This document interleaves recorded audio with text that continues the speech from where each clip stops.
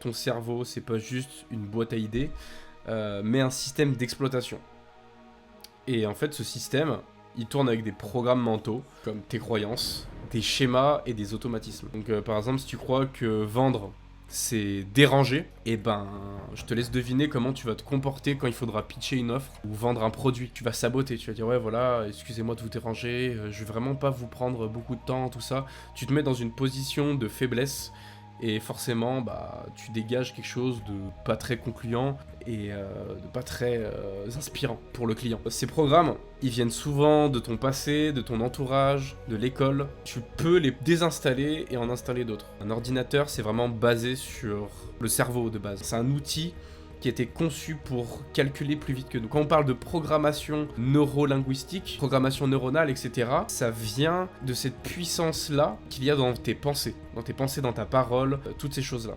Alors déjà, pour faire simple, je vais parler de ces 3 croyances les plus toxiques que beaucoup d'entre nous vivent en tant qu'entrepreneur ou freelance. La première, c'est d'attendre d'être parfait pour te lancer. Tu avances, tu testes, tu te rends compte que tu peux réussir quelque chose ou que là, par exemple, il y a quelque chose à corriger. Et c'est comme ça que tu te perfectionnes. C'est en polissant la pierre qu'elle devient lisse. C'est en battant le fer qui devient costaud, rigide, et c'est en l'aiguisant qui devient tranchant. C'est pareil avec la vie, les gars. Quand je le dis comme ça, c'est ultra simple et je sais que c'est des choses à faire tomber. Ce qui va être le plus compliqué, ça va être la discipline, la régularité. Mais même pour ça, il y a des tips. En deuxième croyance, c'est de penser que t'es pas assez expert dans un domaine pour te lancer. Sincèrement, si tu savais le nombre de vendeurs qui ne connaissent même pas leurs produits et qui font des sous, tu peux te renseigner à droite à gauche, c'est toujours mieux d'être curieux, tout ça. Mais là où tu dois investir le plus, c'est dans ta confiance en toi. Et si tu dégages cette aura et cette assurance, les gens vont te croire. C'est un peu comme les politiciens. Il y en a énormément qui ne savent même pas de quoi ils parlent, mais juste parce qu'ils s'expriment bien avec de l'assurance, fermeté. La populace croit ces personnes-là.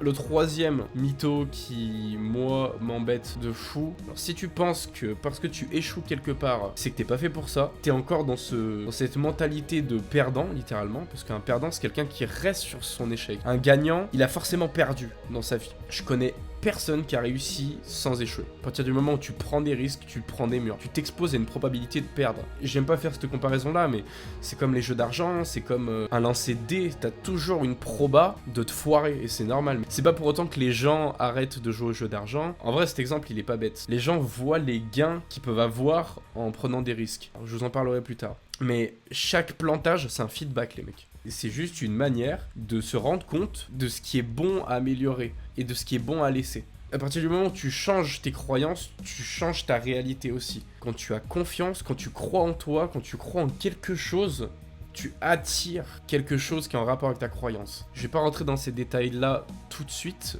Je ferai une vidéo complète là-dessus. Notez bien ça, les gars. Changez vos croyances. Même si au début vous y croyez pas, changez-les. Essayez de vous persuader que vous êtes fait pour quelque chose et vous verrez. Tout ce que vous avez à faire, c'est échouer. Les personnes qui vont tomber sur ma vidéo, ils ont mon âge, je pense, voilà, ils ont la vingtaine. Les gars, on a tellement le temps devant nous, on a le temps d'échouer, on a le temps de se ramasser des pavés dans la figure, en fait. Et c'est bon pour le moral, c'est bon pour la tronche de se prendre des coups. Là, on va passer à l'exercice pratique. Ça aide à structurer ses pensées, à s'auto-analyser. C'est de la frappe. Premièrement, ce que vous allez faire, là, vous allez prendre une feuille, un stylo ou votre téléphone, peu importe, et vous allez noter une croyance limitante que tu veux dégager. Par exemple, ouais, je suis pas à la hauteur pour atteindre tel objectif. Je suis pas à la hauteur pour finir mon année scolaire. Je suis pas à la hauteur pour réussir à créer mon site internet. Tu notes ça. En général, c'est quelque chose de négatif. Tout ce qui limite, c'est négatif. Il y a de la négation dans la phrase. Ensuite, à côté, tu vas écrire la version reprogrammée. Si tu dis « je ne suis pas à la hauteur », eh ben, tu peux dire « j'apprends vite et j'ai déjà des compétences utiles pour atteindre cet objectif ». Tout bête. Au lieu juste de dire « ouais, je suis à la hauteur » au lieu de « je ne suis pas à la hauteur ». Non, réfléchis. Médite sur ce que tu es en train d'écrire. C'est important. Le but, c'est que tu réfléchisses parce que tout se passe dans le cerveau. Pour assimiler une croyance, il faut que tu réfléchisses dessus. Et ensuite, pour accompagner ta pensée, pour accompagner ce que tu es en train de modifier, trouve-toi une action qui te prouve que ta nouvelle croyance, elle est vraie. Tu as changé « je ne suis pas à la hauteur » par « j'apprends vite et j'ai déjà des compétences pour y arriver ». Trouve-toi une action qui prouve que tu apprends vite.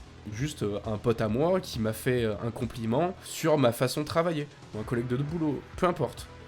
Trouvez-vous une action, quelque chose que vous avez réalisé. Et vous verrez, c'est ultra simple. Et si vous n'avez pas cette action, en réalité, c'est pas bien grave, c'est juste un plus. Et sincèrement, cette petite activité-là, je vous la conseille de faire ça tous les jours. Ça peut être la même croyance que vous voulez dégager, donc c'est vraiment se concentrer jusqu'à se convaincre que la croyance que vous aviez était une croyance limitante et un gros mytho, ou alors tout simplement tous les jours, vous changez de croyance si à l'instant T vous arrivez à vous convaincre. Tout dépend votre niveau de confiance en vous, tout dépend de à quel point votre entourage vous a rabaissé, il y a beaucoup de facteurs là-dessus. Voyez vraiment ça comme un sport pour votre cerveau. Plus vous le faites, plus votre cerveau il s'aligne avec votre réussite, votre future réussite. C'est magique, sincèrement. Enfin, en réalité, c'est pas magique, c'est juste du mental bien dirigé. Voilà, petite nuance. Et dans la prochaine vidéo, on va parler d'un truc qui fait une énorme différence chez ceux qui réussissent, c'est la discipline. Pas la rigidité, la discipline. C'est la capacité à juste rester focus, même quand t'as zéro motivation. Et on va parler un peu de la nuance entre la motivation, discipline, tout ça. Je te fais de gros bisous, et puis à très vite.